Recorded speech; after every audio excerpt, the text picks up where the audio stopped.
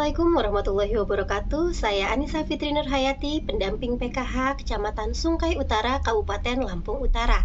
Dalam video ini, saya akan mensimulasikan langkah 2 pada modul 8 sesi 13 mengenai mendukung pemetaan potensi keluarga dan rencana aksi dalam pencegahan dan penanganan stunting.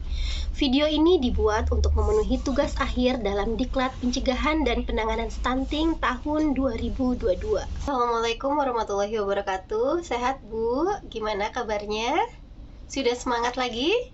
Kita lanjut ya Bu ya. Kita lanjut di langkah 2.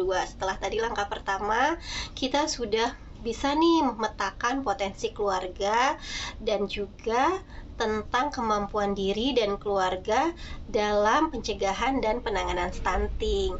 Untuk langkah 2 berikutnya, kita akan mulai memetakan nih Bu, memetakan sumber daya lingkungan sekitar kita untuk pencegahan dan penanganan stunting. Nah, gimana? Yuk, sekarang sebelumnya kita mau buat peta dulu, peta lingkungan kita. Ada yang bisa bikin? Yuk, sekarang saya coba bagiin kertasnya. Kita akan buat peta tentang lingkungan kita.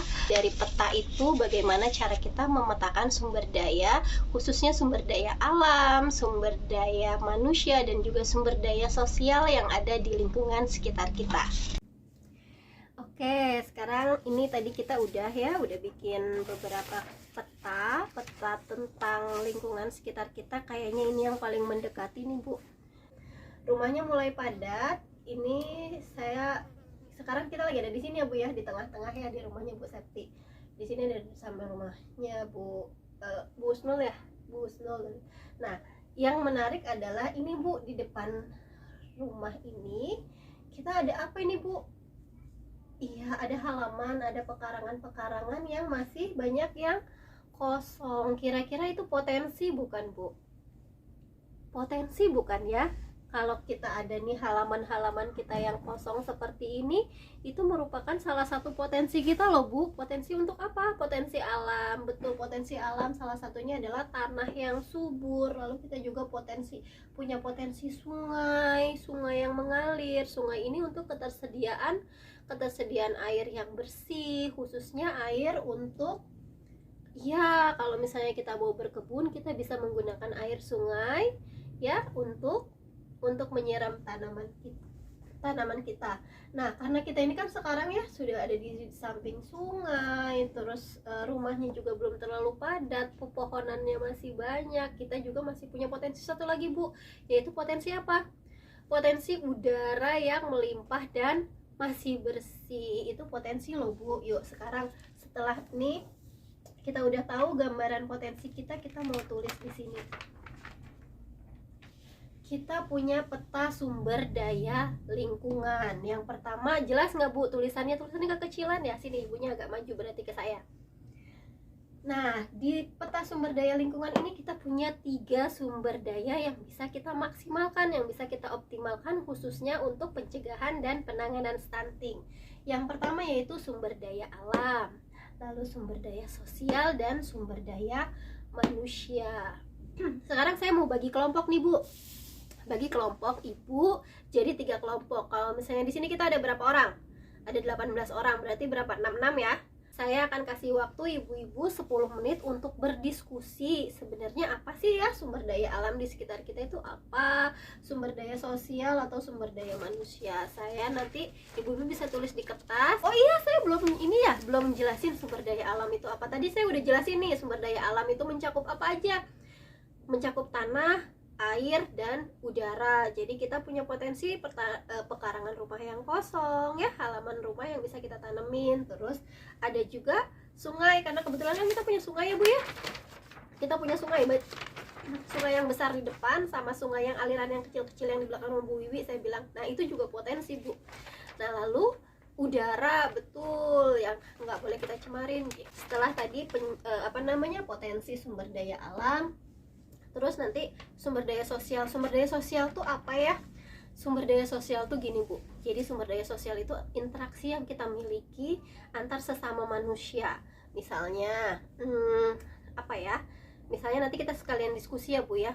Kita tuh punya nggak sih rasa kekeluargaan? Itu juga sumber daya sosial. Lalu kedekatan kita satu sama lain dengan warga, saling bantu, saling tolong menolong, itu juga merupakan sumber daya sosial yang kita miliki. Lalu selanjutnya apa? Sumber daya sosial itu misalnya bantuan ya. Kita punya kan ya bantuan dari pemerintah, ada PKH, ada BPNT, ada BST, harus kita optimalkan dalam pencegahan dan penanganan stunting.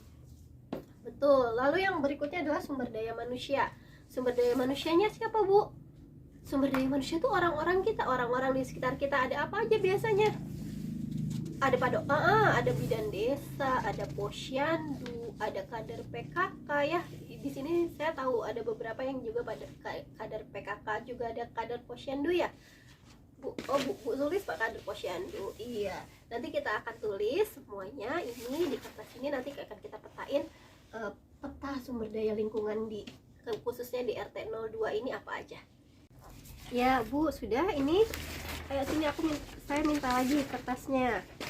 Nah Bu, sekarang coba dari kertas-kertas yang udah Ibu kumpulkan ya, kita mau membuat tabel identifikasi jenis dan manfaat sumber daya lingkungan di sekitar kita. Sekarang mau maju atau disebutin aja dari sana? Sebutin aja ya, nanti biar saya yang nulis. Oke, kalau gitu. Yang pertama ini dari kelompok 1 tentang sumber daya alam. Tadi saya udah bilang ya Bu ya, bahwa kita punya sumber daya tanah, air, dan udara. Di sini tadi kelompok 1 udah bilang Bu, ada pekarangan rumah yang bisa dimanfaatkan untuk menanam sayuran dan buah-buahan. Jadi jenis sumber daya lingkungannya yaitu pekarangan rumah atau lahan kosong yang bisa kita, atau manfaatnya itu kita bisa tanami sayuran dan buah-buahan untuk pemenuhan gizi khususnya bagi balita dan ibu hamil dalam upaya untuk pencegahan dan penanganan stunting. Lalu yang kedua apa tadi Bu? Air sungai ya. Air sungai, karena kebetulan kita punya sungai ya, jadi airnya bisa kita manfaatkan untuk apa? Manfaatnya tuh yang pertama untuk pengairan, dan yang kedua untuk tambak ikan sekali lagi manfaatnya adalah sebagai pemenuhan gizi, pemenuhan protein ya. Walaupun ikan air tawar itu nggak kalah Bu proteinnya sama ikan air laut. Jadi untuk yang air sungai ini manfaatnya yaitu untuk pengairan dan tambak ikan. Selanjutnya coba kelompok 2. Saya mau yang tentang sosial. Ini yang tadi agak panjang ya. Yang pertama apa Bu? Akhirnya tadi kita diskusinya tentang apa? Tentang itu ya, bahwa sosial itu adalah yang pertama rasa kekeluargaan. Aduh, ini spidolnya. Manfaatnya apa? Manfaatnya itu jadi kalau misalnya ada seseorang yang butuh bantuan, warga sekitar cepat ya Bu ya, cepat penanganannya. Jadi warganya guyup. Iya, kekeluarganya erat, jadi bisa. Terus apalagi Bu? Adanya bantuan ya, betul, bantuan sosial. Bantuan sosial dari pemerintah. Apa aja? Ibu dapat apa aja? Dapat PKH, ya PKH dapat, BPNT dapat. Oke. Nah, manfaat dari bantuannya untuk apa Bu? Iya betul, salah satunya adalah untuk pemenuhan gizi. Untuk pemenuhan gizi ibu hamil dan balita. Oke, itu untuk yang sumber daya sosial. Selanjutnya kelompok 3 mana? Sini, kumpulin saya. Oke. Nah, kelompok 3 ini tentang sumber daya manusianya. Kalau tadi kelompok 1 kan udah sumber daya alamnya ya, yang kedua sumber daya sosial, kelompok 3 ini sumber daya manusianya. Oke, yang pertama tadi apa ini Bu? Di sini ditulisnya bidan desa ya. Manfaatnya yang pertama apa? Membantu kelahiran, betul, membantu selama proses kehamilan, lalu proses kelahiran itu biasanya dibantu oleh bidan desa. Terus apalagi? Iya, sosialisasi untuk pemenuhan gizinya. Kan nanti kalau misalnya sama bidan desa kita suka konsultasi ya Bu ya. Misalnya anak kita kok beratnya rendah, kok tingginya nggak sampai tidak normal seperti anak seusianya. Nah itu kita bisa konsultasi ke bidan desa untuk apa? Untuk penanganan yang untuk penanganan selanjutnya. Lalu yang selanjutnya Bu, jenis sumber daya lingkungan selain bidan desa, terus tenaga kesehatan, apalagi sekolah. Iya, karena kita punya program PAUD ya Bu ya di desa ini ya. Sekolah atau PAUD. Oke. Nah, kalau PAUD ini Bu, biasanya apa? Kita suka apa kalau di PAUD? Iya, pengukuran tinggi badan ya. Lalu apalagi? Untuk kecerdasan otak dan kecerdasan mental anak-anak. Ya Bu, baik. Yuk, sekarang kita tepuk tangan dulu buat kita semua di sini. Semuanya sudah hebat ya, kita sudah berhasil memetakan sumber daya lingkungan di sekitar kita. Nah Bu, kalau sudah kita petakan ya sumber dayanya, sekarang saya mau ibu-ibu membuat rencana kita ke depan setelah tahu nih potensi dirinya di tabel janji diri ya, bahwa apa aja rencana yang akan kita buat atau yang ibu-ibu akan buat di rumah ya dalam hubungannya untuk mencegah stunting dan penanganan stunting, pencegahan dan penanganan stunting. Ibu-ibu tulis di tabel janji dirinya, nanti dikumpulin ke saya, terus ibu-ibu juga buat di metaplan ya Bu ya. Nah nanti yang tabel janji dirinya saya bawa pulang, saya bawa yang metaplannya ibu-ibu yang bawa pulang ya, biar ibu-ibu tahu nih bahwa oh iya saya punya rencana ini, saya punya rencana ini gitu ya, biar kita juga bisa saling mengingatkan bahwa ke depan kita punya rencana yang banyak untuk membantu sesama warga kita, khususnya untuk penanganan stunting ini. Yuk Bu, sini mana janji dirinya, saya kasih waktu 5 menit, bisa? Oke, kita kasih waktu 5 menit ya Bu ya. Ya Bu, sini tabel janji dirinya dikumpul ke saya ya Bu ya. Nah ini tabel janji dirinya sudah. Sekarang kalau misalnya sudah, yang metaplannya ibu-ibu boleh bawa pulang ya, untuk mengingatkan ibu-ibu bahwa ibu-ibu pernah janji ini nih ya. Nanti perlahan-lahan janji-janji itu akan kita laksanakan. Nah sekarang terakhir nih Bu, saya mau ngingetin lagi ke ibu-ibu.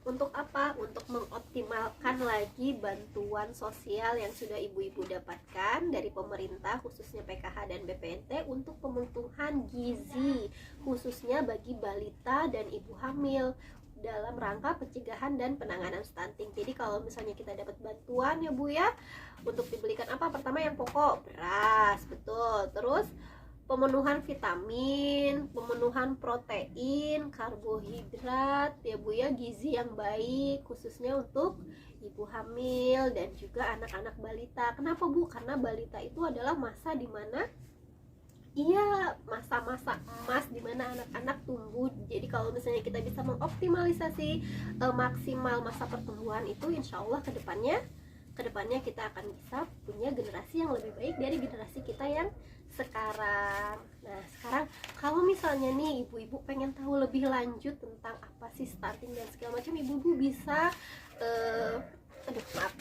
ibu-ibu bisa mendatangi bidan desa atau tenaga kesehatan, atau ibu-ibu juga kita bisa berdiskusi lebih lanjut ya untuk masalah ini, untuk masalah pencegahan dan penanganan stunting ini.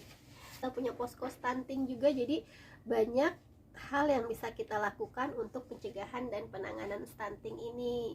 Kira-kira ada nggak lagi Bu yang masih harus ditanyakan? Sudah ya Bu ya. Oke, sekarang kasih tepuk tangan buat kita semua untuk sore ini. Terima kasih sekali lagi saya ucapkan.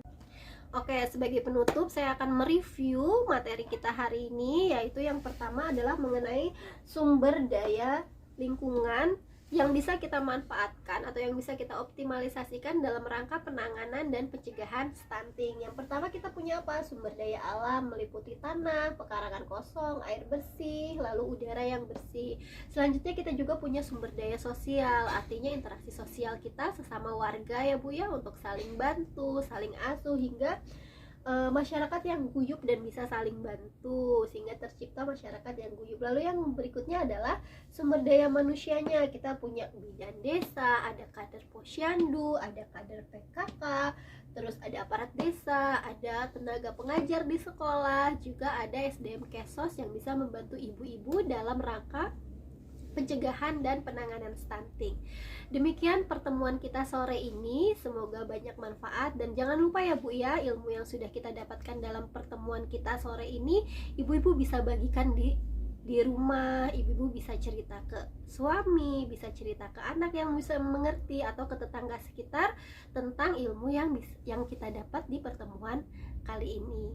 Itu saja Bu, saya mohon maaf apabila ada kesalahan. Saya akhiri. Wassalamualaikum warahmatullahi wabarakatuh.